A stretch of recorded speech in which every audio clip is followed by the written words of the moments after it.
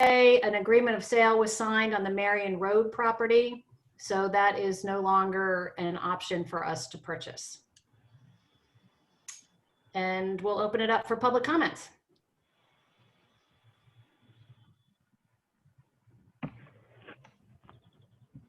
Pat, do you have anybody? Nope. Okay. All right, Zach, I'm going to turn it over to you. Okay, great. Thank you. So the Marion Road thing's interesting. Did not know that. So last week we kind of did the high level overview to remind everybody what the point of tonight is, right? And all the different moving pieces.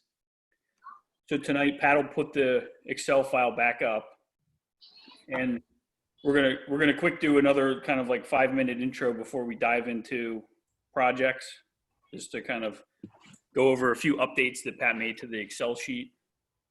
So Pat, if you want to do that. Yep, I will share my screen.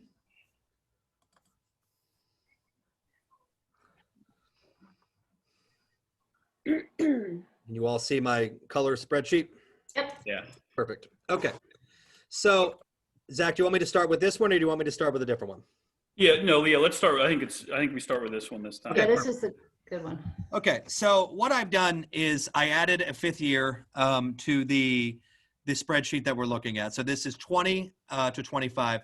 It includes the beige is the year that we're currently in now.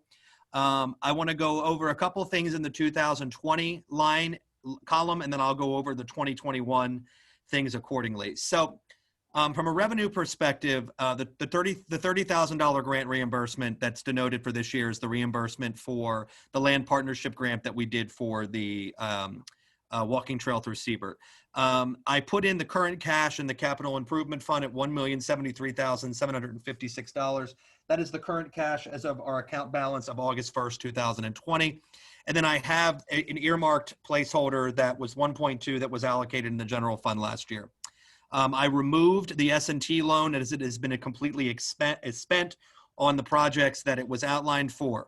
So as we move down the capital spreadsheet, in a macro sense, I have removed the Schaefer Park, the Beverly Park, and the compost facility, as all of those were utilized under the S&T bank loan. Those were the 3 projects that we used to come up with the $1.6 million that we borrowed for them. So that loan has been removed, and the cash spent on those projects has been removed. What I've done for 2020 is I've made one shift in the Market Street engineering. That was allocated last year at $226,000. I had $230 in the budget. What I've done, because we're now getting underway with that in August, COVID set that back 3 or 4 months. So I moved $100,000 out of that $230 over to next year, because I think a lot of them, at least half of that to a third of that will be spent this year. And I think the majority of the rest of that will be spent next year as we're finalizing the scope of the project, doing the bid documents and everything else like that. So this number was reduced to 130, but it was just a moving forward of cash, still the same project total, but $100,000 moved to 2021. One of the things of note that I want to discuss in 20 that is relevant to now is that we had $50,000 allocated for biking and walking improvements. We also had $50,000 allocated for the pork chop. In HRG's design of that, it started out with their initial proposal being about $130,000 to do that pork chop. Sam and I sat down with them, worked with them to get their contingencies down, as well as, because they were high, unnecessarily high, and taking out a couple of other features that they had put in. So we were able to get that cost down to about $85,000. The number that Simone Collins put in their Market Street plan may have been a little off with that. But if you combine the $50,000 for the bike walking improvements and the $50,000 for the 19th Street traffic improvements, we have the cash available to complete that project this year. So that's in the works of being done now, and hopefully we can get that done before the end of the year. I think we should be able to. I also added the $10,000 that council talked about last night for the Little League field into this particular line item to show that the cash is being put towards that particular project. So The bottom line with the debt service pre-refunding, that is now post-refunding. So I updated the debt service that's there, and I will get to the increase in debt service when we talk about 2021. So that is the 2020 beige column and where we are relative to now and the projects that we're working on. So Pat, scoot down to the bottom again. yeah, So the purpose of this column is not really for discussion tonight. The purpose of this was to try to get us to understand that when all the dust settles on December 31st of this year, you know, we're going to have completed all these projects in theory, spent all this money, and at the end of the day, we're going to start January 1st of next year with a balance of $829,000 for 2021. I mean, that number will be a little bit different. It'll be higher or lower by a couple $1,000s or something, but that's kind of like the starting spot for what our discussion is tonight, which is what projects are we paying for next year. I was nervous when it was in red ink. Yeah, we can change that to blue or green, maybe. I just made it so it was noticeable, but I can do that. I can do that. So that's the point of that kind of column for now. Okay.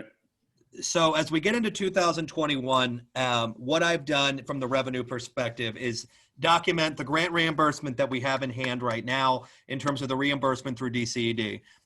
We right now have an $800,000. It's $797,000 something and change, but I put $800,000 in there. I have the cash forward balance at $829,858 and the transfer from general fund. What I'm suggesting the council do, because of the volume and size and the coordination that it's going to take within doing the Market Street plan, is borrow the remaining balance on paper now to show the long-term vision for how it's going to be funded. DCED does have another grant opportunity available. Peter Simoni and I talked about that today. We feel that we can put a grant package together by September 30th for that. It's a shovel-ready project. We're going to have to get Mike Regan and Greg Rothman involved. Heavily political, heavily going to be utilized. So we think because we have a shovel-ready project, we have a shot at it, but that would also bring what we would need to bring to the table cash down if we're able to get the majority of this project funded through DCED. That is the ultimate. Pat, just let's slow down for 1 second. So the 829, that's the balance that we were just talking about that's left over. Yep. So then, as Pat said, we have 800,000 of grant available for the streetscape project. We have the $1.2 million transfer every year. And then this $1 million thing that Pat's going to describe. So this is going to be like our starting point for how much money is available for the 2021 projects. You know, correct. It's the cash balance plus these new items up at the top of this page. And then that's what's going to be used for the projects. Right, correct. So right. But can I just ask a question? So the $1 million would be solely for the downtown project? that would solely Correct. be funding the unbalanced portion of the project as of right now, no grant funding, no additional second funding. Yes. And I'm sorry, because my dog attacked someone who knocked at the door. You're asking for $1 million grant? That we would be asking for in totality, the whole grant process. Again, we would be asking for the balance of the remaining portion of the grant. So that's about $1 million here, Okay. maybe 1.1. Yeah.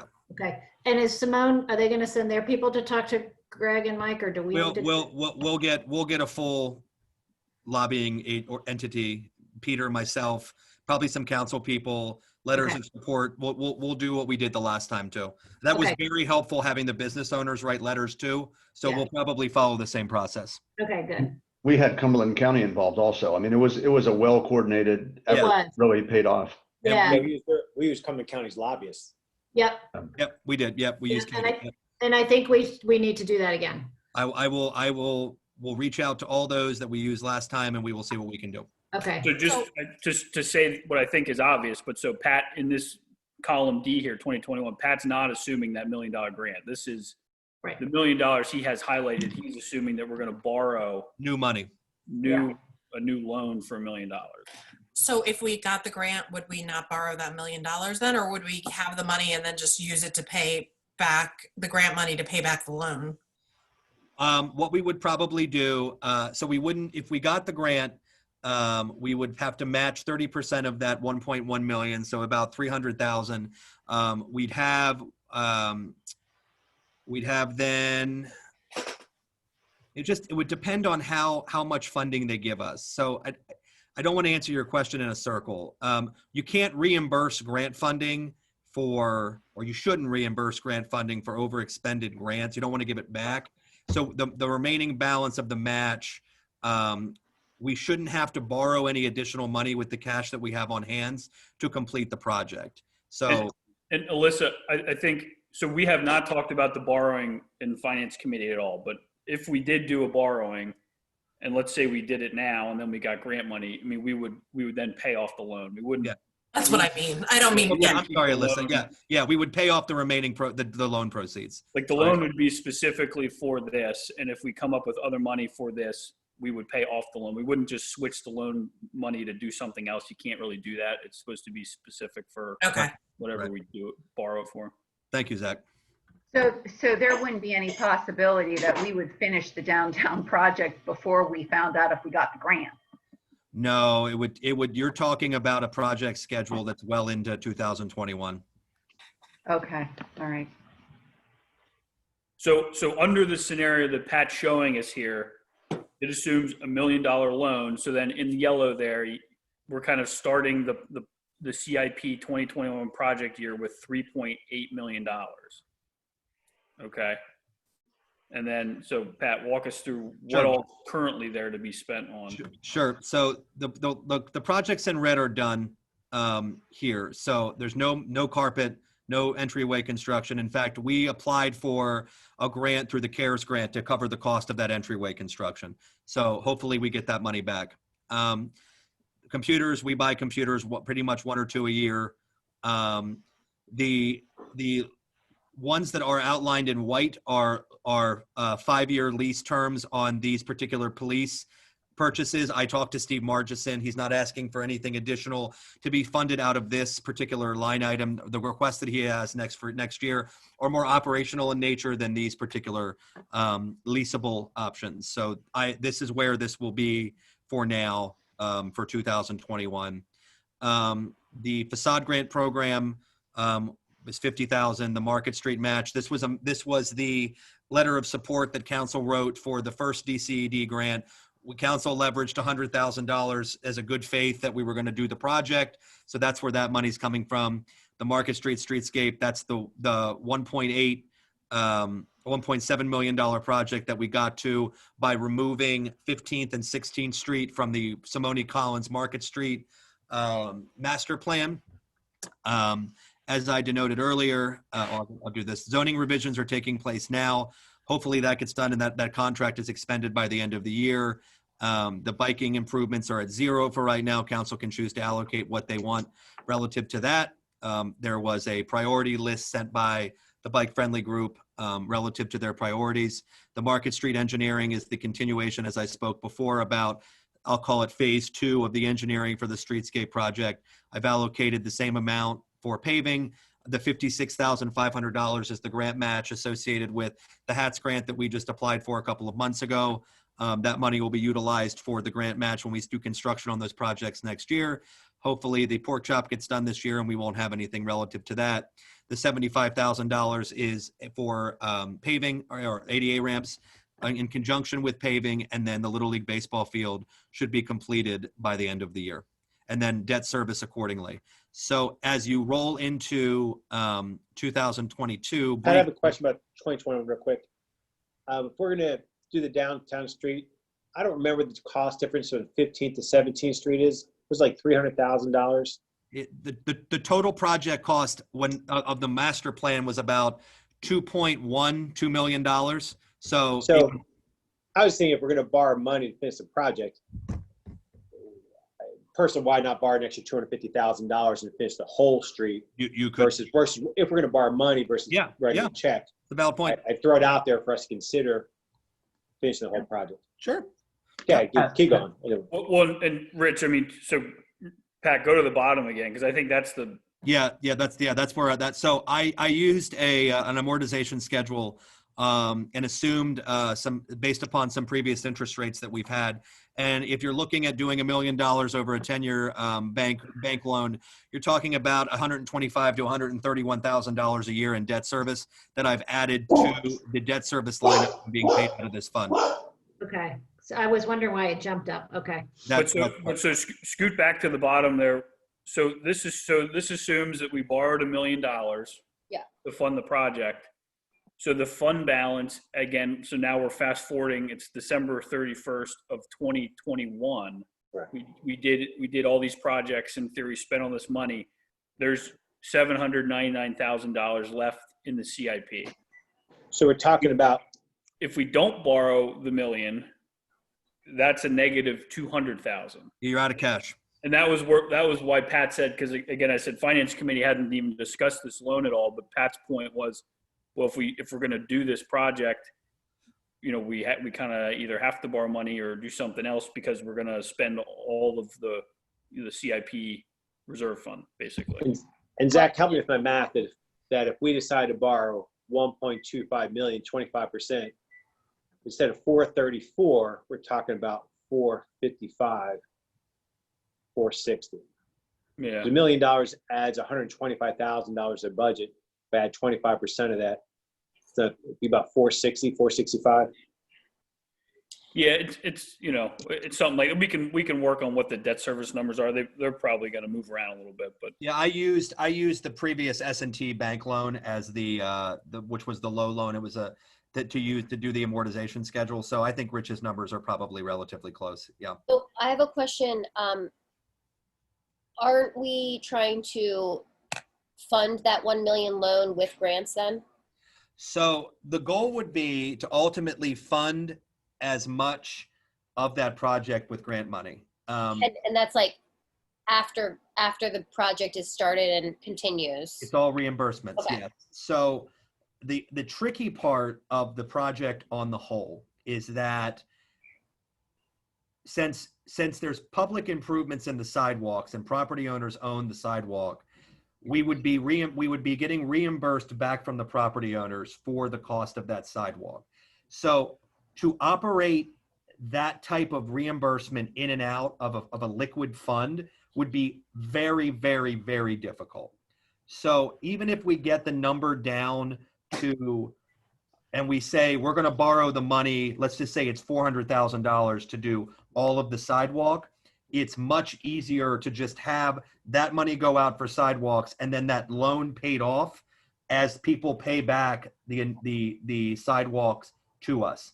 Trying to do that through liquid cash would be very complicated. I got you. That makes sense. Because people don't pay it. Yeah. So you're going to end up with some people in collections. You're going to end up with outstanding cash that would just be a literal accounting nightmare to try to keep track of. Okay, thank you. Pat, on Richard's question about borrowing potentially more than 1 million, if we were to decide to do that, won't we have a much better idea of expected cost before we need to go and borrow? Yes, absolutely. Okay. Yep. The loan could be borrowed in a time period that once council finalizes the scope and the bid documents, we could begin the conventional bank loan process relatively quickly. That Okay. would not be difficult. No. Thank you. And when is that scheduled to be done? I know we're supposed to look over the plan, but when are the bid documents and everything scheduled, or you're hoping that it would be done? Let me tell you that. Give me 30 seconds.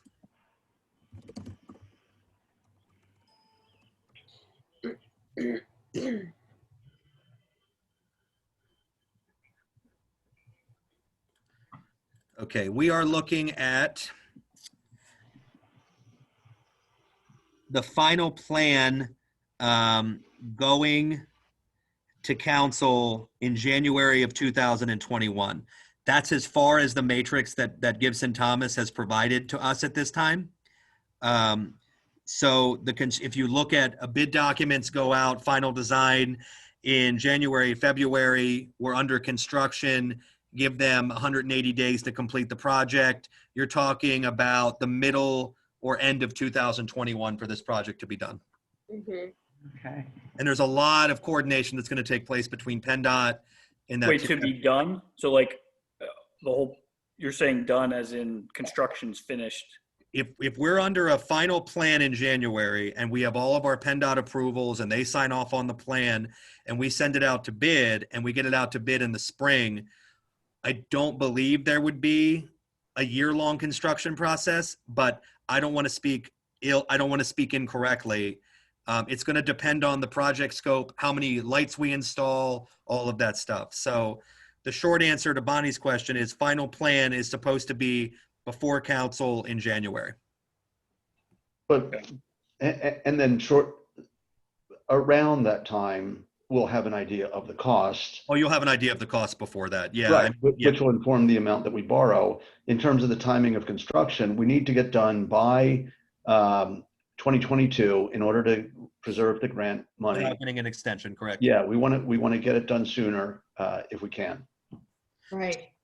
So as to just outline Bonnie's points for the public's edification too, you're looking at November of this year, doing the final projects plans and specifications, the PS&E, which is the to PennDOT for review, which is the plan review, any revisions necessary back from PennDOT, and then the final plan in January. So the fall of this year into winter is going to be the review hot time for this project. So council meeting with Gibson Thomas in August, hopefully everything can be squared away and they can submit that and keep that on schedule for November and December. Okay. And we should just, in finance committee next week or 2 weeks, we can talk about the loan if we think we want to do that, because there may be a reason why you'd want to borrow before the election this year, just because that's going to be a mess and rates are at all-time lows, versus waiting until we have a perfect number. You know, the money can kind of sit around for 3 months, but just you'd avoid what could be a hostile market, you know, post-election. Mhm. So. Yeah, good point. I just have one more question though. You said, or Carl said, we have to have the construction done before 2022, or do we lose some of the grant money that we received? Is that what you're saying? You can get an extension from the grant, but they give you a 3-year cycle to complete the project. Okay. So not, Bonnie, not before 2022, but in 2022. I forget the exact date. Okay. Okay. Okay, so does everyone's following, and that all makes sense how we're you know, this assumes $1 million loan. It funds the full streetscape project, at least what we think is, you know, $1.8 million project. You know, it funds these other things that are on here, and then, you know, it leaves us with a balance of $799,000 when all these projects are done. That's where this puts us as it is right now. Could you just scroll down so we could see the whole thing, or I just want to see the bottom, make sure I. Yep. Okay, thank you. So question, so this year, our available balance is 829,000, okay, going into next year. And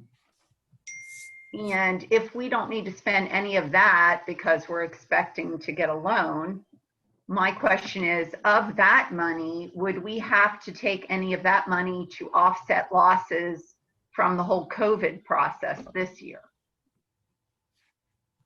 Do we ever take money out of here for that? So Bonnie, I think, you know, the money that's in this fund it's not reserved for capital projects, but it's, you know, available for them, I'll call it, right, Pat? Okay. I don't know the technical terms.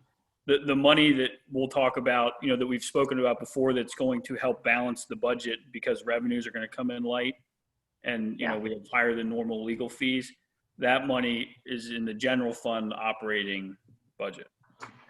Okay. They're like two different buckets of money. It's like when Zach said last week, the general fund is the checking account and this is your savings account. Okay. All right. That helped me to understand it. Okay, so that's where we are right now. So then I think the next question is, if everyone's nodding and thumbs up in agreement with how this looks, is that where we are? Yes. Yes. So then the question is, you know, what projects, are there additional projects that we want to add into the 2021 year as well? So, one of the ones I was going to bring up was the Marion Path and trying to fund that because, in public safety, we picked some improvements. We have those in this budget. And then we kind of kicked that to this meeting, but it sounds like that's over with for now. Okay. Yep. All right. Well, Well, so I'll skip that one. So what's the next one on the list, Pat? But Zach, that's Marion, but Creston, and I wasn't clear on this grant reimbursement, 56K for Creston. We're assuming we get a grant there, and So- I don't know what. Yeah. Pat, scroll up to that one, Pat. Yeah. So Carl, Zach and I talked about this and how I could write this in such a way as to not be confusing. And it's tough. But so what the project cost for Creston for the improvements was about $26,000 as part of the HATS grant. So by just the improvements that we talked about in public safety, which was no right-hand turn, crosswalk, ADA Public ramp, Works. or public Public works. Works, yeah. So it's just that was 26,000 about, right, Pat? Yep. Okay. I'm confused now. So what is the 56.5? 56.5 is the 30% grant match on the total HATS grant project of the Eisenhower Walkway, the lighting, the Creston Road improvements, and the curb cuts and stuff and the ADA ramps and crosswalks at Creston. Okay, so you're saying that if we don't get the grant, then we'll definitely have enough for will we use that 56,000, like a portion of that 56,000 for the Creston improvements alone if we don't get the grant? That's what I'm saying, Alyssa. Right. Okay. So that way it's in here. So if we don't get the grant, there's still money budgeted to do these Creston projects. And it's my understanding that the Eisenhower improvements are happening this year and can still be refunded through grants after the fact. Does that remain? Because they've been pushing the Eisenhower walkway improvement. The Eisenhower Walkway improvements are a total of $170,000, and the goal was to get them funded through this grant process. So in conjunction with the school not really knowing what they're doing and not trying to spend money we didn't have allocated, we thought the grant process would be the best way to do that and then do construction of that next year. Okay, but we have money in this year's budget for the Eisenhower stuff, right? We do have $50,000 allocated for Eisenhower. Yes. So where is that here? I removed that because it was I removed that project from this because the 2020 because it's not going to be utilized. It's zero. There's Well, no. Should we move it?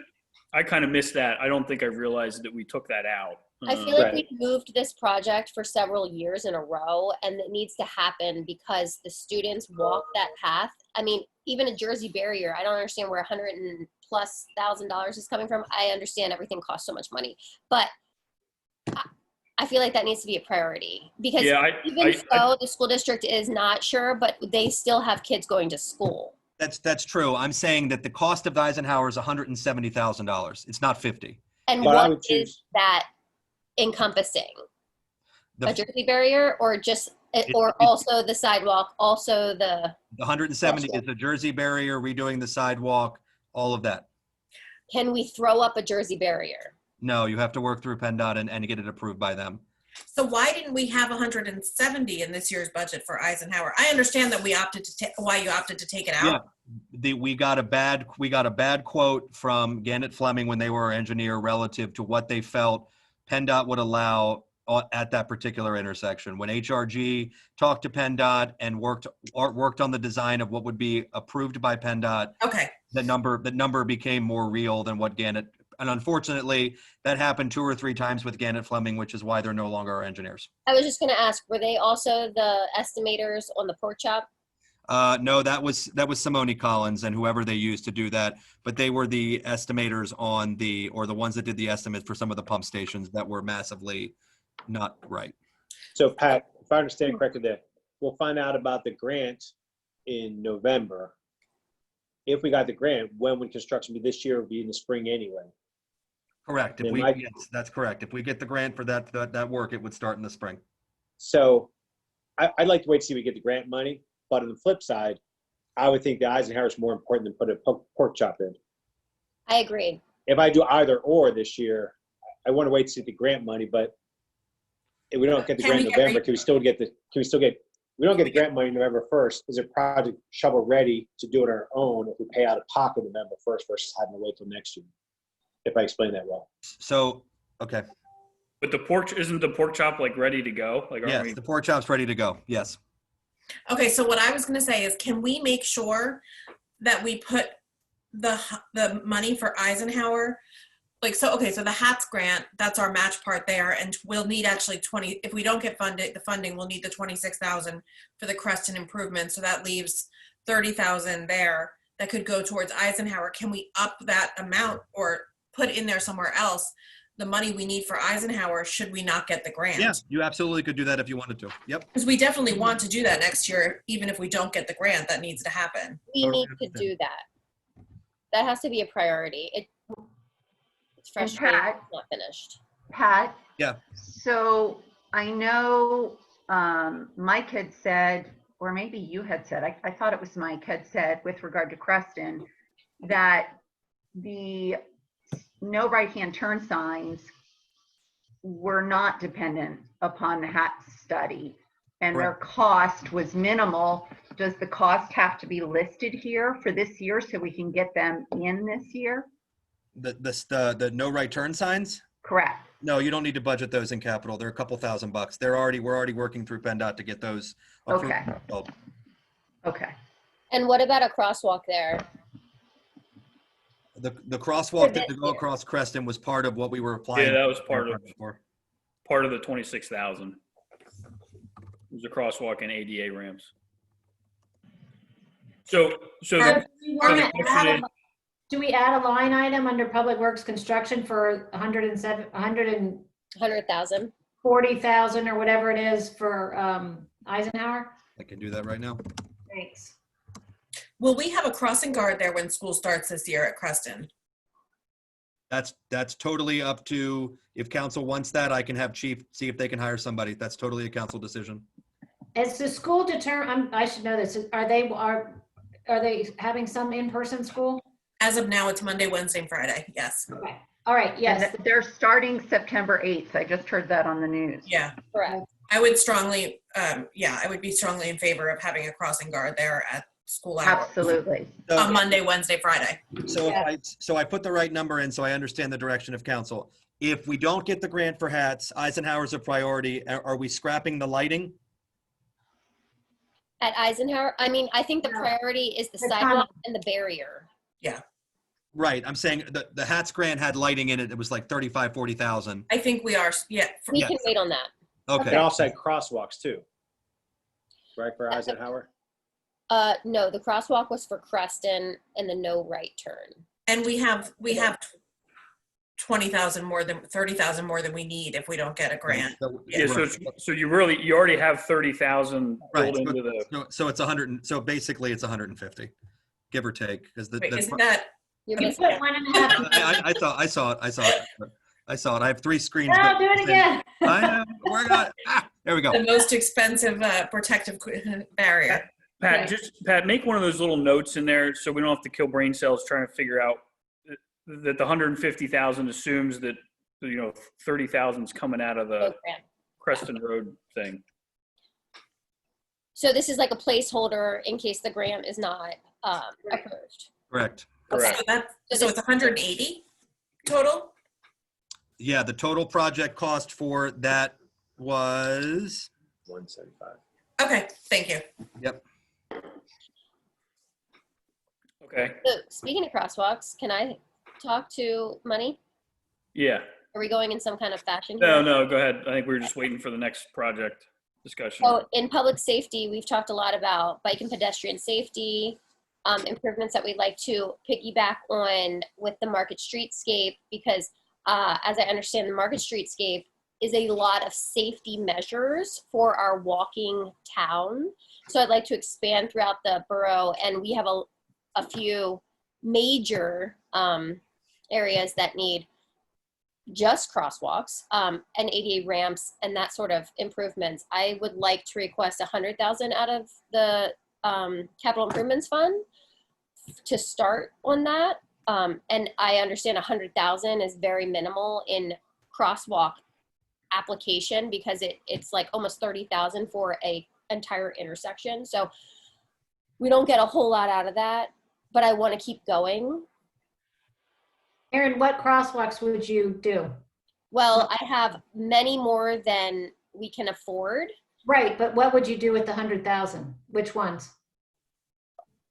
Well, Well, I think we were trying to avoid picking the projects tonight, Right. aren't we? Oh, we are? Okay. there's, Yeah. there's Well, I many- only asked because the bike safety group asked for crosswalks too, and I didn't know if they were you were talking Yeah. about the. No. So that's the exciting part. So the Market Streetscape, the bike friendly group, and public safety, we're all working in conjunction with each other. So 2021 could be a major step forward in creating a safer walking town and biking town. So through those 3 projects, we're going to have a lot of improvements, Okay. which is exciting. So we're not going to overlap. We're going to continue to improve because there are so many, and along the bypass, the capital corridors improvements, and those grants that we can continue to apply for throughout the next several years, they also then take care of the bypass crosswalks. Our liquid fuels can also take care of several more. So I'm really very excited about where we can go with the 3 projects together and then some. Cool. And Well, I have a question with regard to Erin's request. I know I sent this email out at the last minute, Mhm.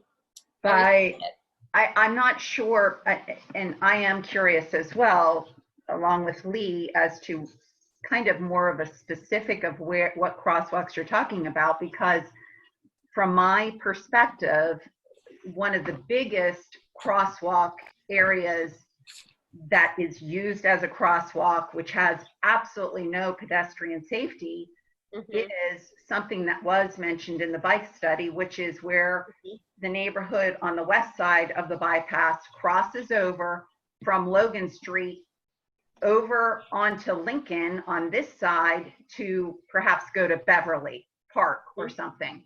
And it's exactly where there's turning lanes for cars to take a left. If they're going north on the bypass, they take a left onto Walnut. And if they're going south on the bypass, they take a left to go into Lincoln. And I on the bike study, and I'm shocked there was nothing on the corridor study, I agree with the bike study. There absolutely should be a pedestrian haven, and it doesn't have, that pedestrian haven and crosswalk does not have to be at the corner. It could be a little bit further past the car turning lanes, just someplace where a pedestrian can cross, safely hang until the opposite direction perhaps clears out. Or I agree. we install, a push button that's just across a crossing light that tells cars to stop both ways. And as I said in my email, what really brought this to my attention, and I've been seeing kids and bikes and people cross that bypass for years, but my son mentioned to me he just saw a mom walking across the bypass with a stroller and kind of going up over the car turning median to get to the other side. And I think of all of the crosswalks, that is probably the most critical crosswalk, because Well, Erin, if we do nothing there, people are going to continue to use it. So Let me add one thing of clarification before we get too much deeper. So 2 things. The first one is, Erin, when you say $100,000 for crosswalk, do you mean out of this fund or the liquid fuels fund where we pay for them now? I'm talking about the capital improvements fund. Okay, dig it. Second, with Bonnie's point, I'm not saying it's not a good project. I'm not saying it's a bad project. I'm just giving you the facts of what we've been told by PennDOT. The reason it's most likely not in the capital corridor study is PennDOT doesn't want people crossing the bypass. Right. They don't want it. They don't want people doing. So the bike pedestrian study, I get it, makes total sense. The capital corridor study doesn't have it because the direction from PennDOT, at least to us, was we don't want people walking across it. So Pat, would that if we improved that crossing there, would that hinder us from getting grants from from HATS or PennDOT?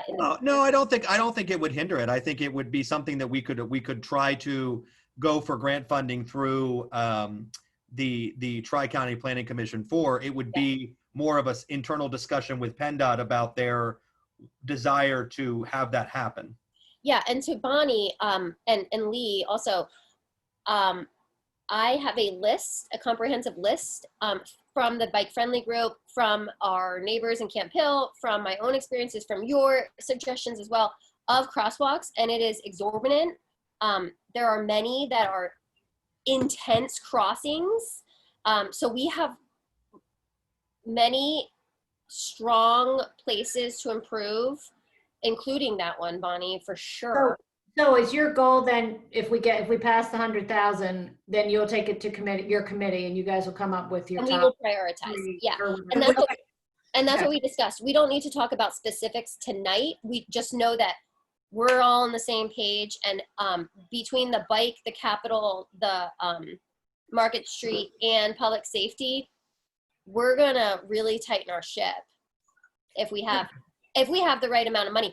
Also, I want to say the Liquid Fuels Fund also has money for us for those types of things, and especially for maybe the bypass. And I'm excited about that because that's where our big major crosswalks are coming from in this fall time, on the bypass at Harvard, at Chestnut, Brentwater, etc. So Bonnie, Logan, for sure, Lincoln Logan area is on the highlight list. Well, Aaron, I don't want to you know put words what? in your mouth, but didn't we think that the 100,000 may also, once we go back to committee, that may also be used for, I mean, Other 20,000 of it could be used for something else, not necessarily just crosswalks. Absolutely.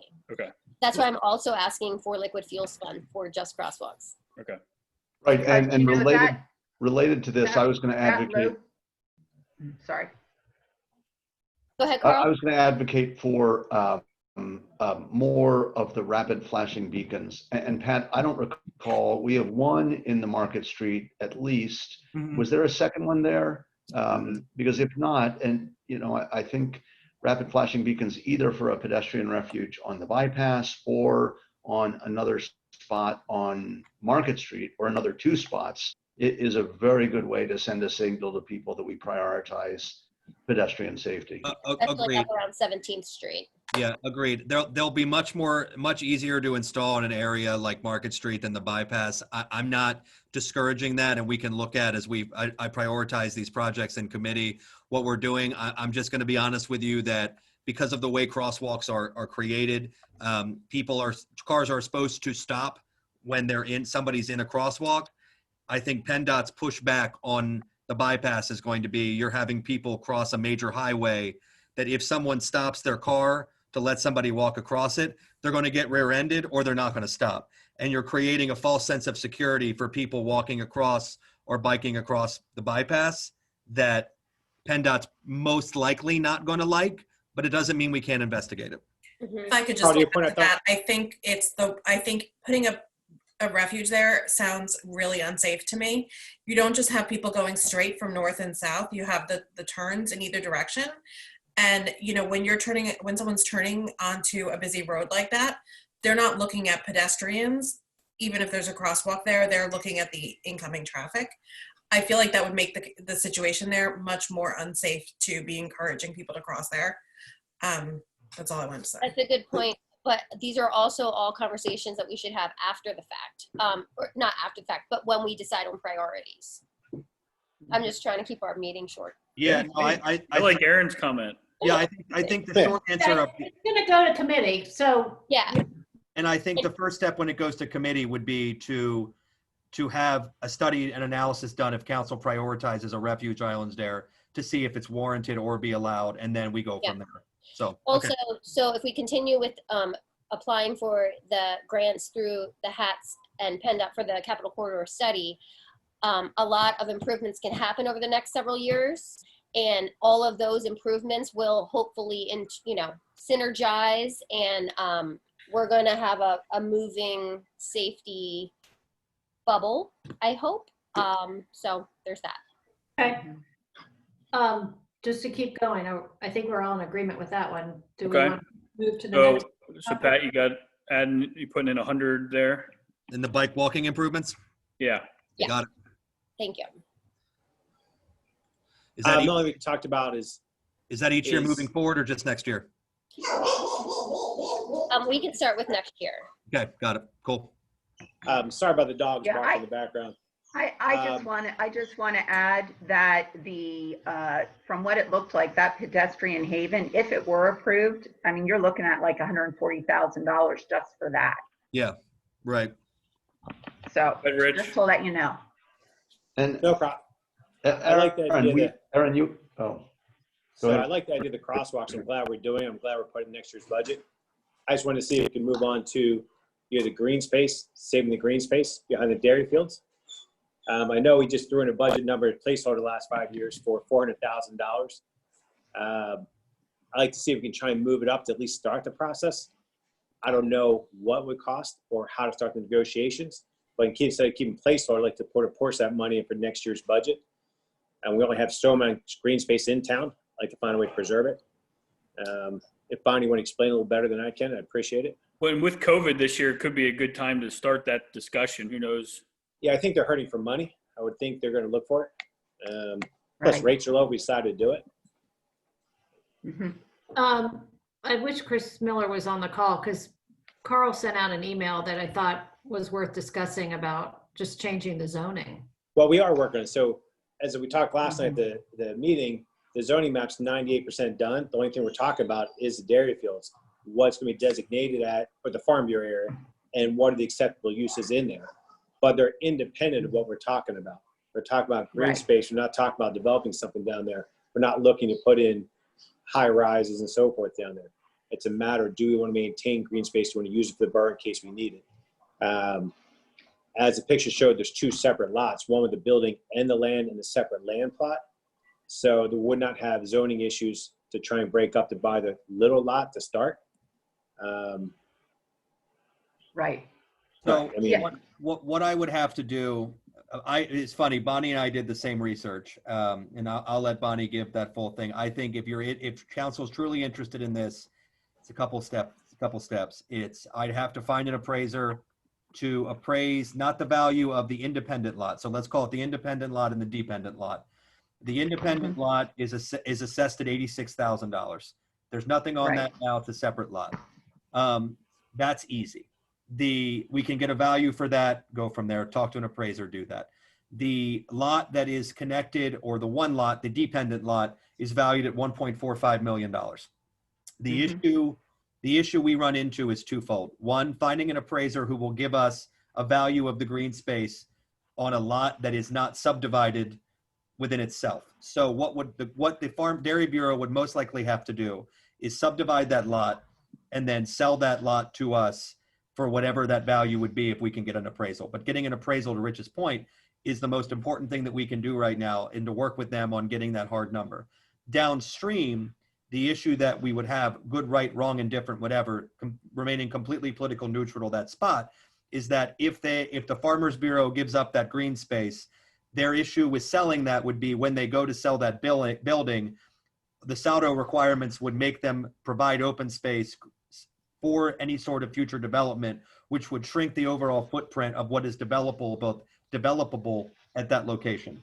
So it would have to be, if they are hurting for money, maybe they would shortchange themselves on doing that, but they could cost themselves money down the road by selling it now, making the value less marketable by not having the same level of space. But it starts with getting an appraisal on that second, the dependent lot. regardless if they develop it, it'd be good to have a buffer for those residents so nothing gets built within 8 feet of the property line. No, I'm agreeing with that. Can we do that? I think Carl's point was, can we do that through zoning? Can we make Yeah. sure that there's no development there through zoning? Right. I'd No, like you'd to have to make it, the only way you can do that, you'd have to make designated a park, and we don't own it. Because it has to be MDRO, it has to be HDRO, it has to be commercial highway, or right now we're looking at commercial neighborhood. And none of those Right. have, with all those What- designations, you could still use all that land. Well, but I still like the idea of the fact that, I mean, if they ever decide to do something with that, we're going to lose, a whole bunch of soccer fields and green space. Right. I mean, I like the idea of preserving because we don't really have that opportunity in Camp Hill to, just have new fields and green space. I mean, that's not all that's left. I would think they'd allow us to purchase a small lot with a right of first refusal on the bigger lot after we worked out the zoning issues, if we could work out the zoning issues. Has anyone talked, Richard, have you talked to the Dairy Association? No, but I can. Our neighbor down the street works for them. Yeah, why don't you put a bug in their ear? Well, I will, and it's not, I just want to make sure if we decide we carry $400,000 over, I don't know if it's an accurate number or not, even if we cut that number down to do just a small lot to put in next year's budget, because I don't want to have to go do all the work and then have to come back and open the budget next year. We may not never spend it, but I'd like to put a placeholder in there for next year's budget in case we go forward. Well, And if it's not $400,000, you cut it in half and make it $200,000, it'd be a start for me. why don't we just put it at 86 since we're just looking at the little one? Well, Well, my that's lot, the my lot tax for my house is worth, assessment. yeah, Cumberland County praises my lot at $36,000. I would not sell it for $36,000. Right. I mean, So, you know, devil's advocate here, I mean, we have 5 parks in Camp Hill, and although I don't want to see a hotel or a Sheets or anything developed down there, I'm thinking, are we in the business of buying our land from people? sure. I just have questions. It's heavily we have a used. lot. It is heavily used by, I think shoppers. preserving green space is certainly within a borough's purview if we think it makes sense. Is the part that's heavily used, Bonnie, and I know it is that both the smaller parcel and the bigger one? Yes, it is. Hey, Pat, is it possible for you to show one of the photos of the small and or the large lot? We can talk about them so everybody can see them. Yeah, give me I one also second. noticed, and I have a question about this, and maybe Pat can answer. In between the small lot, which is independent, and then the larger green space lot, which is actually attached to the building, and that's closest to the wall on the highway. Yep. It looks like when the plots were designed, that the borough might have preserved a right-of-way between those 2 lots for a road. And I'm wondering if the borough owns territory in between those two plots. It's a paper alley. I do not believe we have any ownership of that at that time. I can research our records, but my assumption is that it's a paper alley. Because that if the borough does own it, that is actually to, I believe, our advantage. Yeah, I do not believe that we do, Bonnie. I will have to look up in ARC any documents that would be pertaining to that. I did not see any today, but I will look again. Okay. And could the borough, who would own a paper alley then? No, we wouldn't. They would. It would be the property owners on each side, which is Okay. Oh, okay. the portion. I see. Okay. Interesting. Okay. It's fascinating. So I'm going to pull up here. Pull up here on the screen. Give me a second. I'm going to share the screen again. And there we go. Are you seeing Okay. my screen? Yes. Yes. So as we were talking about, this is the 9, 10, 11, and 12 is obviously the lot that it's on an island. And then Bonnie's talking about this area right here as it comes along. Okay, got it. Is that the Mhm. wall to the highway, or is that lower? No, the wall's down farther. Okay. Yeah. Yeah. So when we talked about this a couple years ago, when Sam and I talked to the Farmers Bureau, we brought in an appraiser, and the appraiser said it was almost impossible, which, I mean, I don't know if that's necessarily true, but if council's really interested in this, if you're interested in this is easy. If you're interested in this is a little more complicated in finding the value of this property. Well, and even if they'd sell it, because they'd hurt themselves by selling it. Right, correct. Yeah, So we could before, look at the smaller one for sure. right, before we talk about the bigger one, we'd have to ask them if they were willing to sell the bigger one before we even spent the money for the appraisal. Sure. But the small one, I think, is Right. relatively easy pickings. So would you like me to work on getting an appraisal for the I'll just call it 9, 10, 11, 12, lot 210? Yeah. Lot 210 Yes. is council. Well, first, okay? like to, sure, like first, like that's a separate, that's a next step. First step is, what do you want to put in the budget for next year? Do we put half the money and put $200,000 in and hope we don't have to spend anywhere near that much? And then we talk to farmers, see if they're interested, and then do the appraisal, or do the appraisal, then talk to farmers. But for today, it's more like, what number should we put in the budget? Do we feel comfortable putting a number in? I will defer totally to council. I think it's very difficult to budget a placeholder for something of which we don't know the value of, because that takes away from other projects that we may be funding, because it creates a false number. But I'll do whatever you guys want. Let's not. I mean, Well, we we can kind of put do, that we number kind of in. do We've that done a it. lot, right? Yeah, you've done it every year you've been But here. it's really Yeah. 85, and Eisenhower for 60, but it's really 180. Well, those were bad estimates. I'm Oh, saying, that's true. Those were numbers that we had. Yeah. right. But I agree with Rich. I think if you're interested in doing it, allocate some funding. It would be really helpful if I could help you guys out by getting an appraisal number, at least on that lot, in the How short term. quick can you get the turnaround for an appraisal? I mean, I can call somebody first thing tomorrow morning and say it's an emergency. I mean, we could, we've got how many more of these meetings? One Zach? more. We could put a number in tonight, and if it comes back in lower, then we can Yeah, just I mean, we could put something in there and then ask the appraisal. Right, we can always take it out. You exactly. don't have to spend Yep, it. that's fine. I just want authorization to do the appraisal so I can get us a number. Question. The small lot you're getting an appraisal for, the large lot, which is connected to the dairy, or it's separate from? It's part of the building, part of the farm. It's part of the building. Yep. Okay, so in our zoning, rezoning, or updated zoning, are we able to kind of like forward think on that and how we would zone the park if we obtained it, so that anything that would be developed on that larger plot would have to, be set back, or there are restrictions? We can, but that's a zoning meeting, not a budget meeting. No, yeah, I just wanted to put it out there so that we could keep going on that and completely, protect us. And we hope to have a zoning map in front of council, if not the September council meeting, definitely by October. Okay. And All right. Aaron, to answer your question, there is a park designation that we can apply to green spaces. Okay. On the zoning map. How much does council want to put in as the allocation for that? So let me argue for putting in the appraised value of 85 or 86. I don't want to telegraph to anybody that we're willing to spend a lot of money on this. Who knows where we are. If an appraisal comes in higher, if we have to go higher, I would deal with that. But, I'd be concerned about telegraphing that we're ready to spend a lot of money. I was going to say, is there any strategy to what we call this? Do we not want to call it? We could just say open space or something. Green space preservation. So And to put Carl's in- point, and put in the number that we have already been estimated until we know more.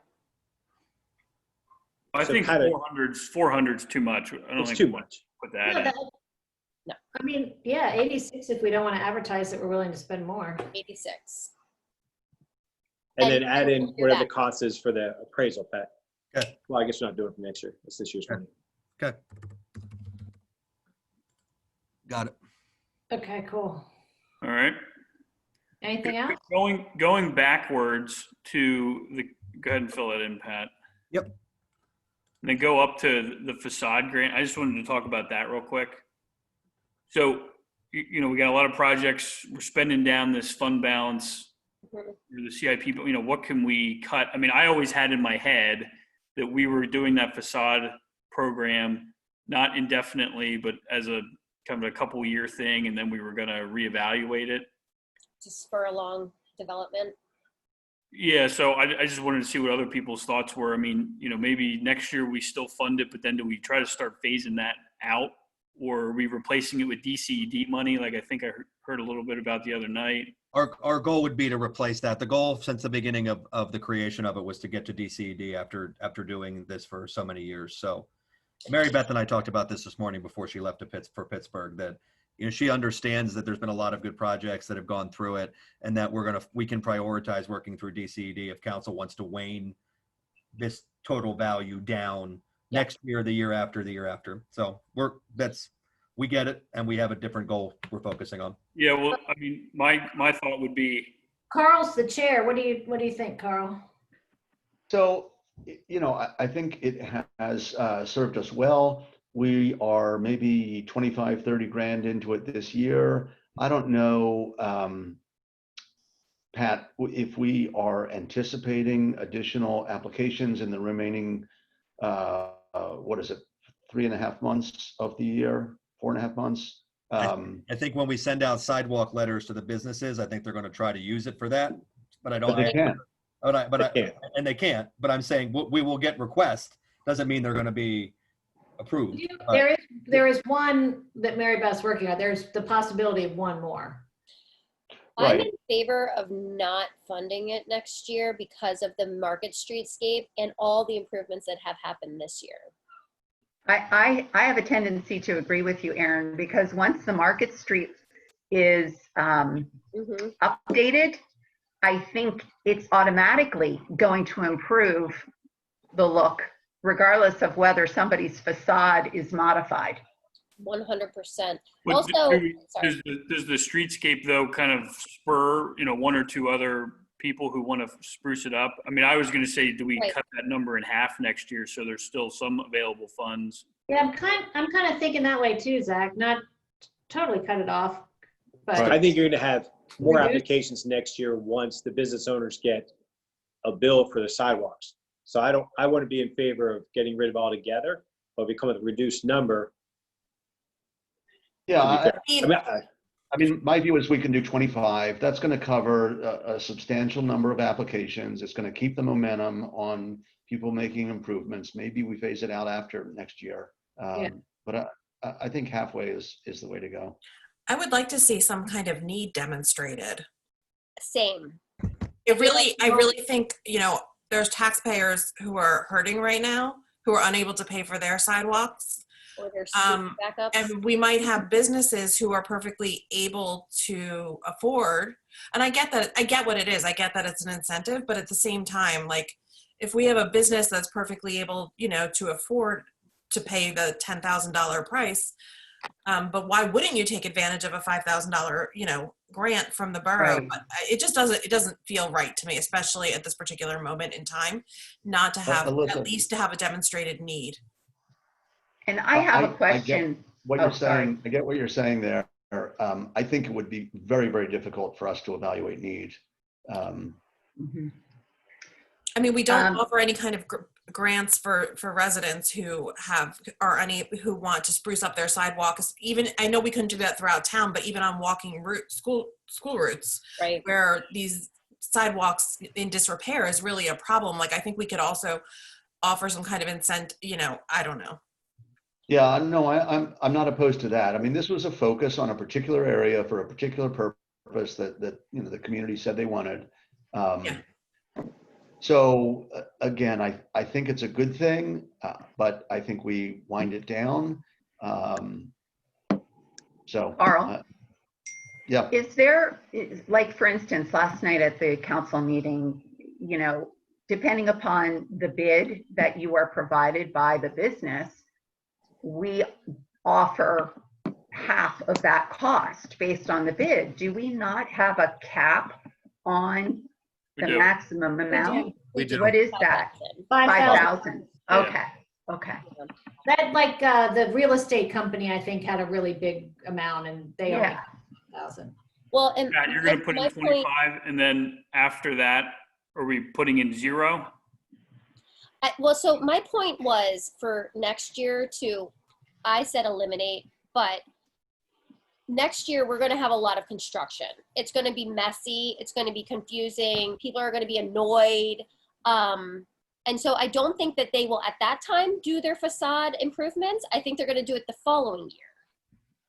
I don't know. I don't know. And I don't know how annoyed people will be because it's improvements. It's good Well, stuff. and there should be grant money, and there should be DCED grant money for people to do their improvements, so. I just don't know that our borough, as small as it is, should be grant funding much of anything that's not related to our residents directly.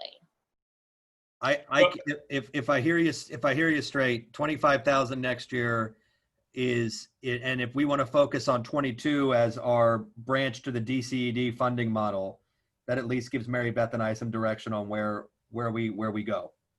Yep. So put 0 in those years. Got it. So question, Carl, since we're discussing the 25,000 for next year, could we reduce the maximum for each grant from say 5,000 to a maximum of 3,000? We certainly could. And as I said last night, we've asked Mary Beth to take a look at the program. Yeah, that may be the way to go. So we continue the incentive, but it's not quite as large. I like that idea. Yeah, that could hit more people Okay. if we get activity. Yeah, and Yeah. a lot of our applications this year weren't for the full 5,000. So Right. Right. Right. Okay, so back to 2021. Okay. Scroll back down, Pat. Yep. So we got green space. Okay. The only other one I would consider doing, if it's at the public safety committee, they can make a recommendation if they think we should do the study for along Route 15 for the safety corridor. so There's $30,000 aside, for all the side streets for the whole length. I'm not sure it's something we're interested in or not. I was just throwing it out there. So from the Public Safety Committee, I also would like to, and that's where I'm confused. Is it Public Safety or is it Public Works? Because that I feel like my projects always move to Public Works. But Yeah. it's the Capital Corridor study and the HATS grant funding. I would like to earmark for the next at least 3 years, $60,000 for a match to grant applications for improvements along the bypass. I don't know, Pat, can that include a safety study? Yeah, it's outlined. You could include that in a safety study. What we talked about before, which Steve Deck told us, what told Mike Hess and I on the phone, is that if you want to look at construction grants, do construction grants. If you want to do design grants, do design grants. Okay. So if you're allocating 60 and you want to do construction, do construction. If you want to do an analysis, ask for the design money. $30,000, we can find that. We could allocate that and do it much simpler than waiting on a grant application for that too. So that's. And do you guys think we should do a safety study on the off streets of the bypass corridor? Aaron, that was kind of back to my other point on Yeah. 100,000. So we're going to have liquid fuels money dedicated to crosswalks specifically. Like Yeah. it can't be spent on anything else anyway.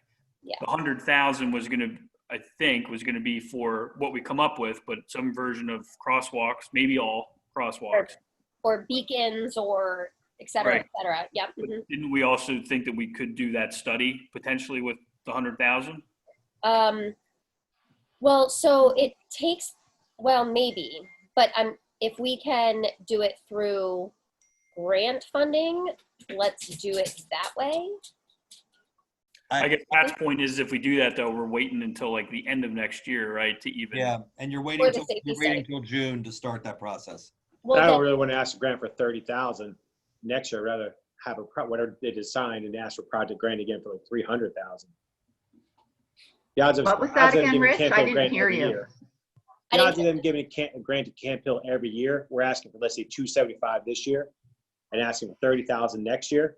Mhm. And they identify something, the following year we're gonna ask for $300,000 again. I'm not sure I want to ask for smaller grants. I'd rather write or ask for grants for bigger ticket items. and show faith. Well, then, in that thought process, I would like to then allocate 100,000 for at least the next 2 years from CIP to the bike walk or the ped bike safety instead of just for next year, because 100 grand doesn't go very far. Did you ever think you'd be saying that out loud? It doesn't go far. Ugh, It everything's so doesn't go far at expensive all. and it takes forever. Aaron, So- I I agree with you. In my experience, these numbers for the future years don't mean all that much. You Right. know, But I would it like gives to us some idea of what it looks like, but I would like to earmark it though, so that we can continue to talk about it and keep it in Yeah. our site. yeah, that makes sense. And I know we don't want to talk about projects tonight, but I think, you know, of the 200 there, I would like to do that study that Rich is talking about, you know, so Okay. we can pick that back up in public safety. But if Exactly. we're going to spend money on these projects, it'd be good to do the study now rather than do it later and find out we didn't spend the money in the right places or something. 100%. We did talk about that, and thank goodness you're in the committee. And question about that study. I know you don't want to talk about specifics, but I just want to make sure that study isn't just going to focus on vehicles. It's going to focus on pedestrian Correct. accesses, correct? Okay. Yeah. Would you like me to make Listen, the? my number one goal is to make it safer for walkers and bikers in our town. If we're going to talk about being a walking town, we need to make it safe for walkers. So Is yeah, that, that's is, my goal. is the goal, is it also going to look, and we talked about this at last month's meeting, I mean, are you going to look at school kids too? Because it's going to be a little Well, bit. it would be comprehensive of that. Well, no, When I do you have to want go to have the study done? remember, they actually recommend 2 studies, and the HATS does this. I'm asking for the one that talks about the safety for the side streets, similar to Crescent. No, Crescent I Road, know what but you're all this- talking about. I just am thinking of the timing. If we could do it when we've got full school in session, maybe in the spring rather than the fall or something. So we get a better realistic number. Right, I get what you're saying. If you want to earmark the money for the study, or do you want me to place it like if we're doing it next year in the spring, we can allocate the 30,000 for in the bike walk improvements and make that 130 next year if that's what you want to do.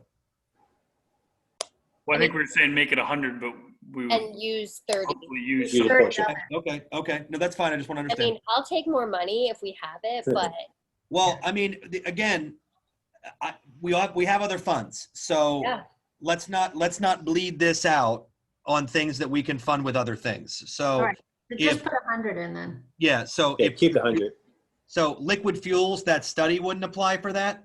But Right. like liquid fuels, we can do some crosswalk stuff Crosswalk. and some other things. So let's play with that when we get through those funds and you know, Good.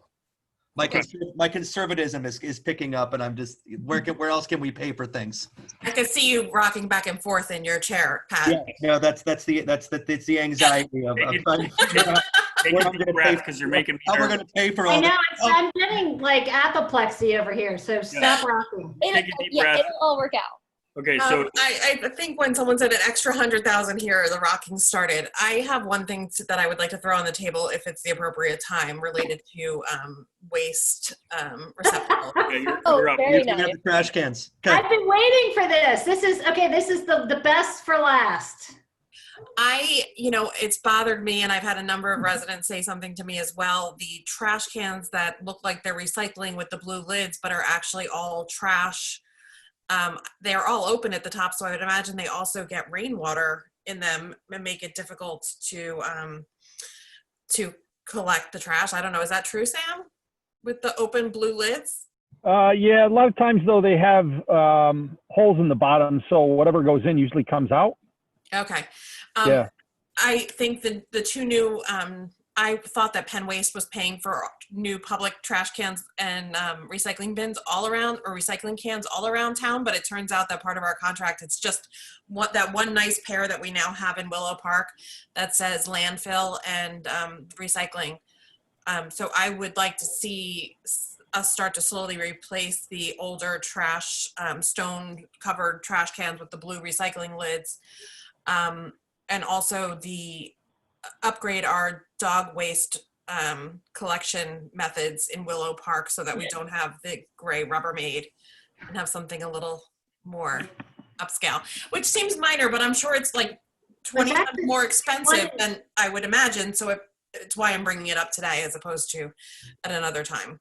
I think there's You know how much an open one in Schaefer too. Well, anywhere that we don't have like a nicely designed place to throw dog waste, like a We lot of actually did a study. They went out and counted them a few years ago. I don't know if I'll just hear, but it was like 126 or Yeah. so trash cans in the borough. And we've been trying to Lisa's point, we've been trying to find ways to have someone pay for it. And do it for a long time. And I think that would be a good project. Richard, do you remember that grant that Ann used to write for trash recycling? I'd have to ask Mr. Bigelow because he helped out with it. See, yeah, because there used to be a grant we'd write every year for trash cans. We've tried in years past. We haven't gotten it. It's through Coke. It's like the Coke Foundation, like soda. Presumably we have some, like they'll replace the trash cans along Market Street as part of the streetscape project, right? I believe there's some design choices relative to that in the streetscape. Yes. So maybe we should plan to carry, I'm not suggesting we replace 126 because I think they're quite expensive, but start with the most publicly visible cans. And Sam has a catalog of that. Him and Audrey have gone through that. So if you give us the funding, we'll do it. So Maybe we I should have a stick with the question Market Street. regarding, sorry. No, I was just gonna say, whatever we choose for Market Street, I think we should be consistent. Okay. Regarding trash cans, and I know I brought this up before, and Sam had clarified to me that the Fiala area, the school district manages the trash cans there. Is that correct, Sam? When you say Fiala, I look at Fiala, I think of Fiala is the area from the end of, I believe it's Mayford to the end of 22nd. That area is Fiala, and that's ours. We maintain those cans in there. Did that answer your question, Bonnie? What about the walk? Well, what about the walkway that goes past the baseball field in front of the church? That is the school district. We don't do anything in there. So the one thing that's missing on that walkway, say you start on 20, I don't know what street that is either, but where you start on one side and you end up on 21st Street on the other side. So 22nd to 21st. Right. There's no dog waste there. What would be the procedure to get one, let's say up there by where the baseball building is along the pathway?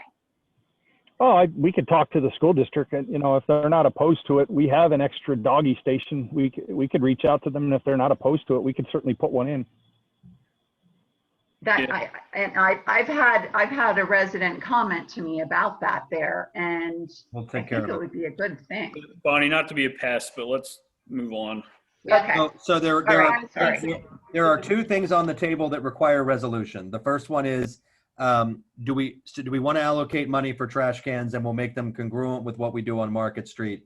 Is there an amount of funding that we feel we would start with that? Is this Parks and Rec? What is this? Like what? Probably Public Works. Public Works? Okay. Sam, how much was that dual recycling trash can? Weren't they about $900? They were $900 a piece. Okay, so They're not. Wow. Yeah. So where are we talking about putting these? I mean, Alyssa, are you saying that the cans are bad everywhere or what? I think so. Yeah, so I don't know, you could start with the pool, with the rest of the cans around Willow Park, with the cans around the Borough building. I don't know where the 126 cans are. I just know of the ones I notice when I'm out and about. Can we start with 25,000 and go from there? And so you're just saying the That's lids more than I are was gonna bad say, on but them? that sounds good. I mean, 10, I think 15, that covers 20. a lot. They're very dated. They're recycling cans. They're not trash cans, right? They all look like they're recycling cans, but they're all being operated as trash cans. Right. They Well, have no- like the little like point push-in areas, but everyone just throws all their trash in. Go ahead. Well, no, $9 a trash can sounds. Well, we'd have to, if this is gonna be more of a comprehensive update, we're not gonna use the ones necessarily that we purchased, the $1,800 ones. We just need a number. Whether it's 10,000, 15,000, we can try to find a budget-friendly number. I know what Alyssa's looking for in terms of the non-commingled recycling garbage. We can try to find something that's cost-effective, that's aesthetically pleasing. And once we have a budget number, I can figure out how many that will actually be. So Pat, are we talking about replacing the brand new ones that were just purchased? No. No. Okay. No, we're Pat, I'll talking go about with Pat, I'll throw out a number of 15,000, assuming $1,500 a piece, that's 10. Yeah. That's Dig it. 10 high visibility areas. If you think $1,500 a piece is good, if you think $2,000 a piece is good, I'll go to 20,000. But let's work on replacing 10 next year Yeah. Perfect. and then Perfect. go from there. Let's do 15. Is everybody okay with 15? Yeah, just figure out how to buy the $200 ones instead of the Yeah, Well, exactly. That's what I'm saying. Let's start with 15, and then Sam, Audrey, and I will work on what we can find that's cost effective to maximize what we can do. And Okay. the dog walking station. Yep, got it. Okay. So I have two little ones on the other tab. Does anybody else have anything before we? I'm done. I really kind of wanted to end it on Alyssa's great point with the trash. There's one thing that we didn't settle on, and I hate to go backwards again, but I want to make sure we close it out. Do we want to allocate money, like reserve cash for future HAT grant applications now, or do we want to look at them each year? You must have. Yeah, I Darren. certainly think it's a long-term project, and that's something, we're not spending all of our funds on at once. So I think it should be throughout several years. So here's what I would say to that. Put a different line item below the HATS Creston Road thing. Okay. And call it HATS, because the improvements that we're talking right. about, Sorry. a lot of these are based out of the bike friendly study, right? I mean, isn't that Capital Corridor study? Corridor, yeah. Corridor, or, yeah. or both of those? Yeah. So why don't you write HATS and then write Capital Corridor / bike friendly study or something? This is specific to the Capital Corridor study, and it's a 30% match to any grant funding that we would have. So that's No, I why- understand, but the bike friendly study was also full of projects that run along the corridor, wasn't it? It was comprehensive, the entire borough, and it included things that were on the corridor, but I'm specifically asking for the corridor study improvements because that's just bypass. Although things can overlap and we can get more done. Okay, yeah, I think we're saying the same thing. Okay. But so it's like a different line, so then, But Yeah. if you put bike study on this, it would mean something completely different to me. okay. So how much are we looking at doing that? Keeping in Is mind it that, just, sorry, go ahead, Bonnie. 60,000 a is it year. just for 3 years? I thought the HATS funding was only for 3 years. Mm-hmm. I'm asking for the next 3 years. What was it? Okay. There's only 2 years, Two because we got 1 year. there's only 2 There's left. only 2 left. Oh, there's 2 left. 22. Okay.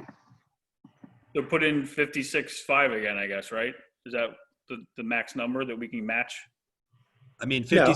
56.5 is the match for the projects that we did this year. If you did less projects moving forward or more projects, the match would go up. Yeah, but I thought the projects we picked this year was the highest amount we could pick to fit into. I mean, it was a large volume. I mean, applying for $100 million or $1 million would be the whole grant pool. So we're yeah. probably talking about $100,000 to $200,000 worth of projects, meaning about 55 to 60,000 in grant match. But I think Over if you 2 years. correct. Right. Well, I mean, Yeah. each year, yes. Each year. Well, no, yeah. So it would be $50,000. if we did 50 and then 50. That's what I'm saying. Okay. That's what I'm just. It's easier Yep. to do this. Okay. Is that Well- under 2021 or is that under 2022? Under 2021 is the 56.5 for what we were applied for this year, Okay. and then it's 50,000 moving forward. So on the rapid flashing beacons that I mentioned before, I got a sense of agreement, but we don't have it as a line item. Pat, was your idea that that is part of Market Street, or, I mean, it's not a big number. It's like 15 grand per, I think. Yeah, That's part. we can pay for that out of liquid fuels. We could pay for that out of the Market Street grant. There's a The walk bike improvements, I think that's all like overlapping. So I would assume, Carl, that that's under some of the things that I would like to do as well in my money.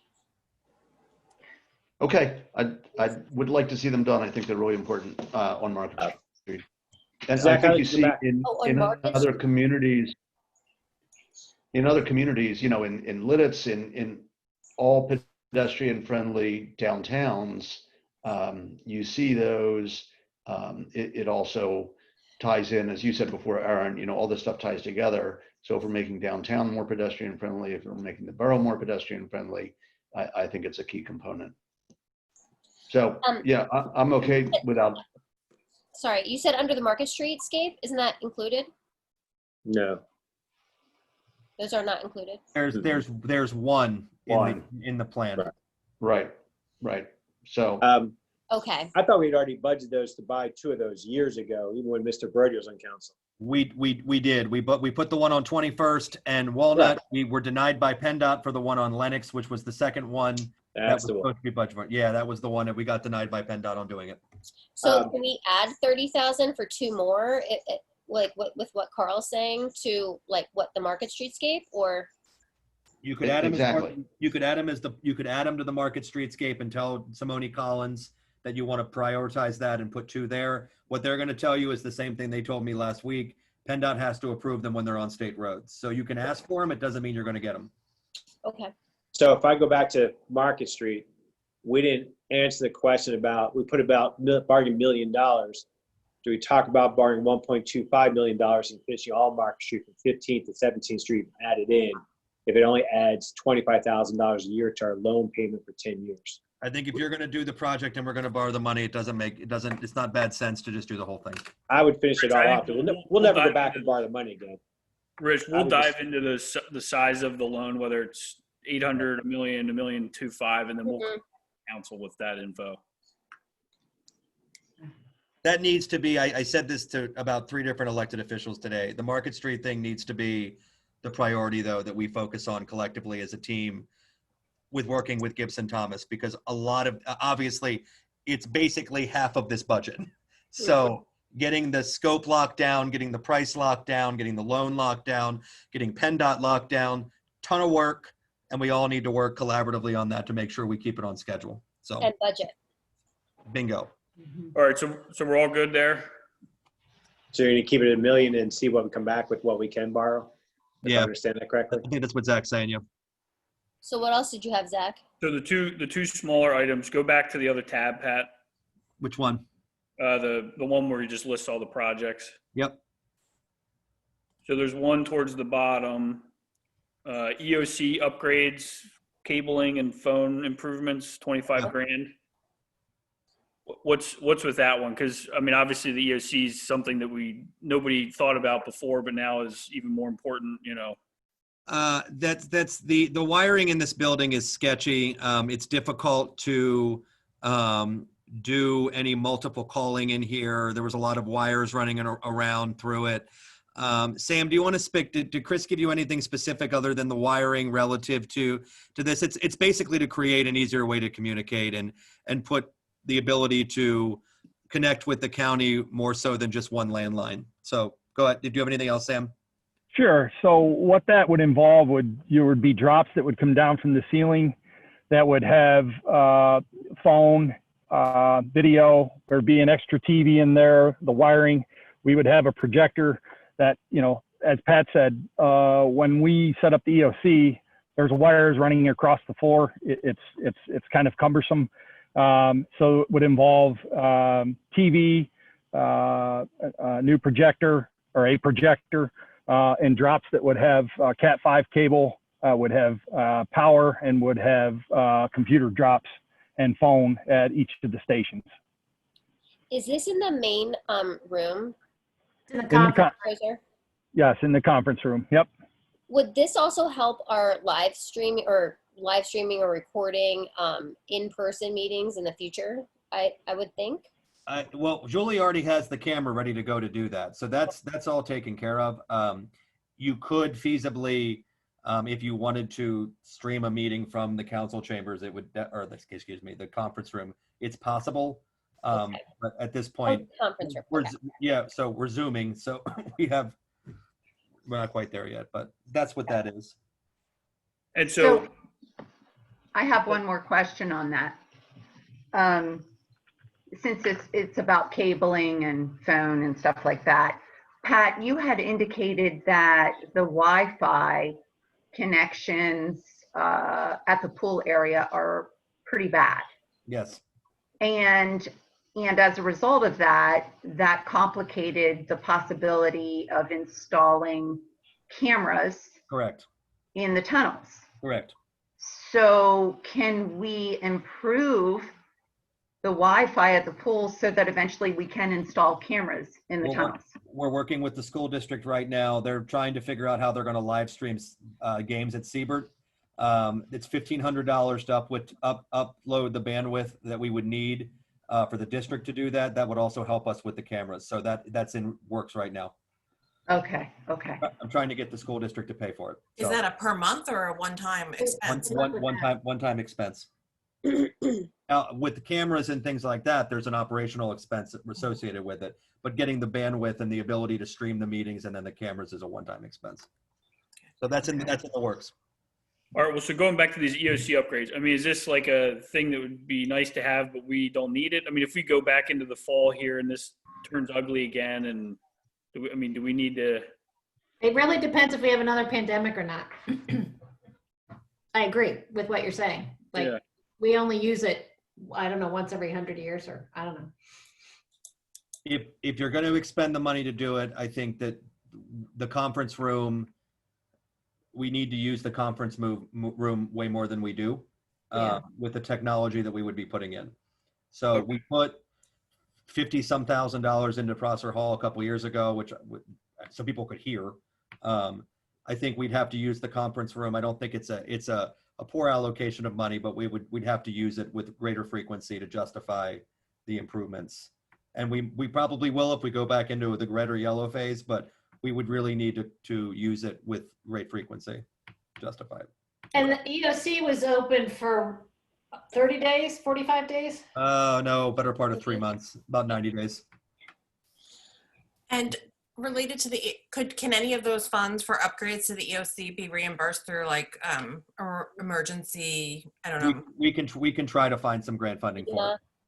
Yeah, we can try to find some grant funding for it. If you would like me to work with Chris on finding some grants to do that as opposed to allocating the cash, I can do that as well. Okay, why don't we do that? Okay. And I mean, is there some portion of that would be really important to have, even if we don't get grants? Like maybe not the maybe you could put a projector. You don't need a permanently installed projector.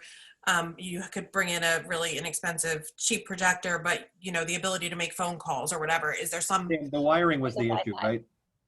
Sam, That's correct. The wiring was the bigger issue. So what would just the wiring be? Just in case in case grants don't come through, maybe we could budget for just the wiring?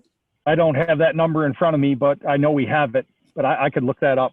Yeah, we'll look that up, Melissa. Well, maybe that's a good idea, Alyssa. We could put 10 grand in for the wiring or something, and then the rest of it through grants. Okay. Cool. All right, well, do you want to figure that out, Pat? And then. Yep, I'll update these sheets accordingly and I'll send it back out when we figure that out. All right. The last question I had was there's 3 pool things on here: pool bottom repairs, fence, and probably not the slide railings. Do the repairs, is that any type of urgent big problem that's gonna? It's not. We were planning on this when we were getting some bad information. Well, not bad information, but information that was bad relative to the pool bottoms. Sam's been on that, and we're working on it yearly, and we haven't had nearly the issues that we thought we would have with it, which is good. So nobody's going to get hurt and cause like a lawsuit or anything based on. No, not right now. I mean, No. the issue with the pool is that it's hemorrhaging cash. So we're going to have a real conversation about the pool as we talk through the general fund budget and stuff like that. Well, that's normal. This was the only pool I think in Pennsylvania that ran a net loss of 0 for like the last 4 or 5 years or whatever. Yeah, well, it's going to be a net loss of a lot. So we're going to have to figure that out because people just did not come. just did not come. Because of this year. Yes. Yeah. Okay. We probably sold half as many pool passes as we did last year. So I mean, I think that's expected. Well, we thought we were going to hemorrhage cash, and we hit the mark. Okay, so you're going to redo this sheet. Yep. Clean it up, send it back out. Yep.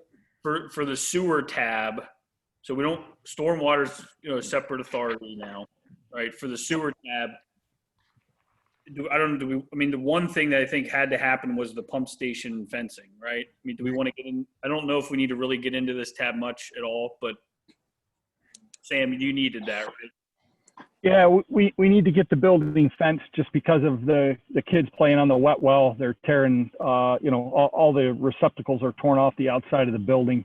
It's just a building that should be fenced. It probably should have been fenced from the day we built it, but it does need to be fenced, yes.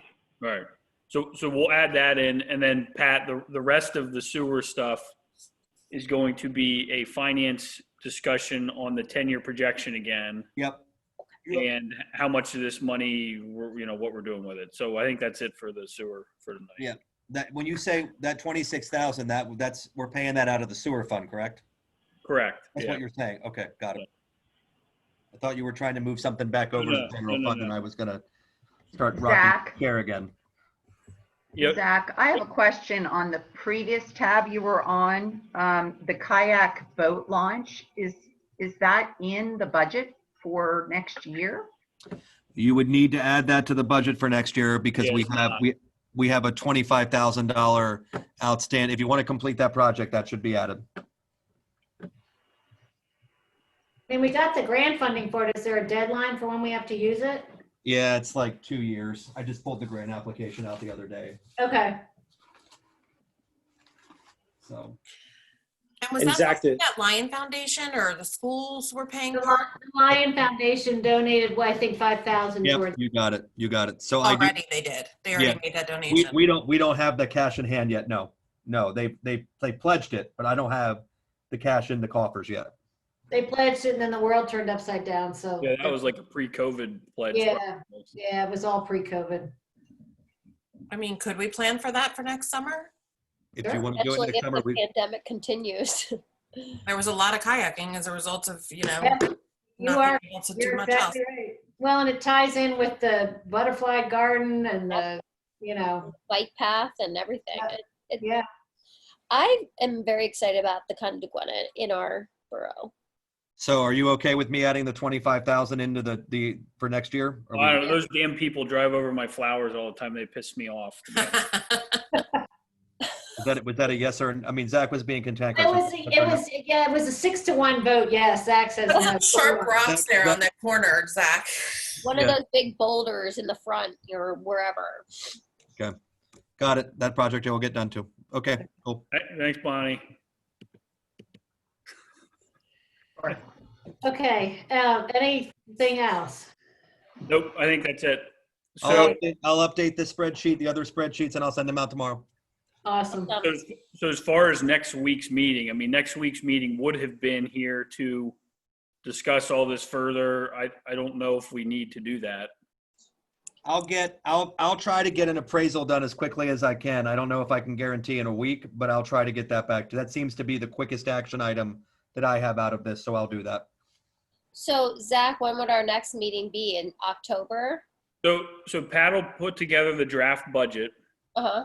All right, and then he'll present that, I forget the date, but I think it's the first council meeting in October. And then after it's presented, then we'll have 2 or 3 special meetings to go through that part of it. Okay. And then I think parallel to that, Finance Committee will work on figuring out the borrowing situation. Because again, that was all kind of, I think it makes sense to explore, but that was all kind of new tonight. And then we'll also work on the sewer projections, and then that'll kind of coincide with October once we get to those meetings. Yeah, so I was trying to figure out the sewer budget. Obviously, it's a separate fund. And we got rid of health and sanitation as a committee. Which committee do we put that under? I thought that, not that I want to take it under Public Works, but wasn't that under Public Works? Did we move it there? What do you mean? Well, the budget's self-sustaining. The question is, eventually by the end of the year, do you have to raise rates or not raise rates? Odds are we're not going to, hopefully. But I thought we moved that under Public Works. Once we got rid of Health and Sanitation Committee, we rolled that in under Infrastructure and Public Works under one committee. I'm okay. The Finance Committee wants to take it on, but I thought But yeah, it can be in Public Works. It doesn't matter to me. I think the important part about that thing is to update that 10-year forecast again, because we have to figure out how much money we're really spending every year on the I&I. That was the big discussion last year. Yep, I agree. To Richard's point, he makes a good point. You've got two different pieces with sewer. You've got the user rate generation from a financial perspective, and you've got what projects to do from a public works perspective. So you've got two different committees kind of contiguous that I don't care which committee it goes to, but there should be a committee that we can take information to, whether it's finance, public works, whatever. What do you think, Lee? Where'd you put it, Lee? I know, I'm thinking, I'm trying to remember what we used to do it as. I mean, it is fine. It was under health and sanitation, but we got rid of that committee. We Yeah, consolidated it. Right, and health and sanitation, when we first moved over to Hampton, we spent a lot of time figuring out what the needs were, what the fees ought to be, and that was pretty complicated exercise.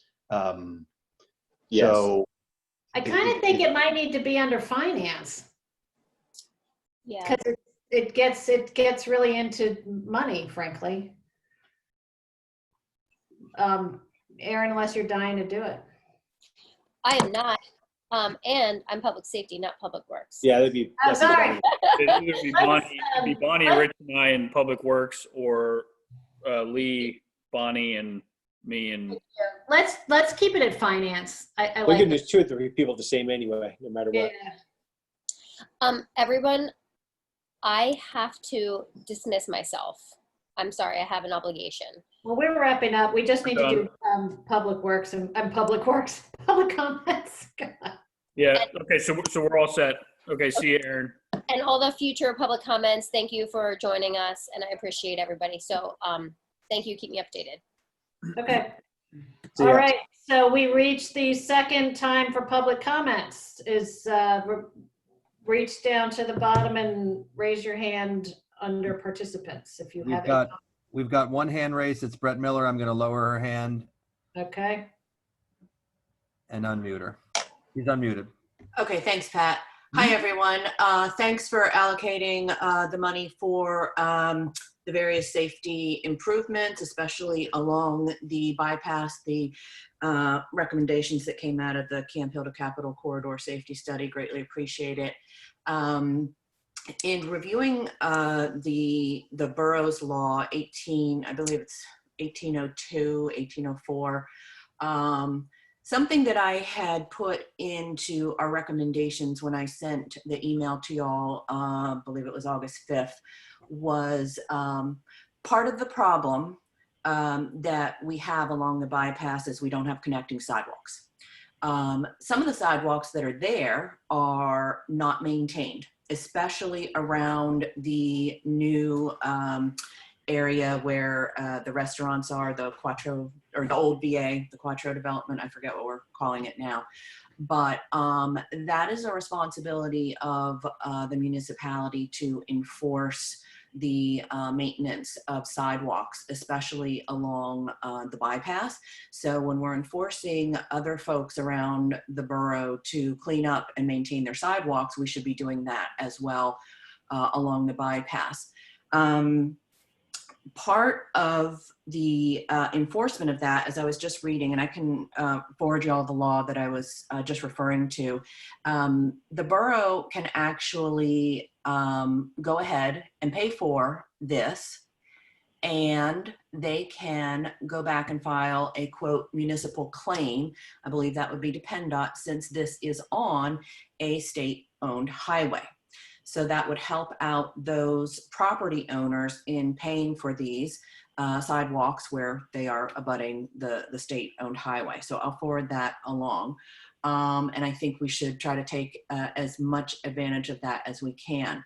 As well, I'm happy to hear that we're going to allocate the 20, I want to clarify that, it's a 20% match, not 30% match of the HATS grant for the next 3 years. It's actually a 4-year total program. So the one that you applied for is for 21, and then there will be 3 subsequent years after that, 22, 23, and 24.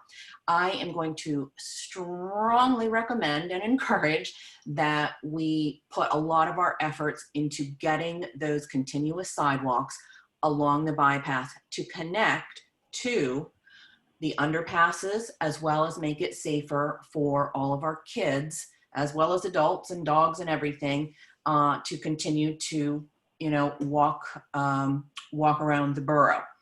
Now, I'm sorry, I'm losing my train of thought there.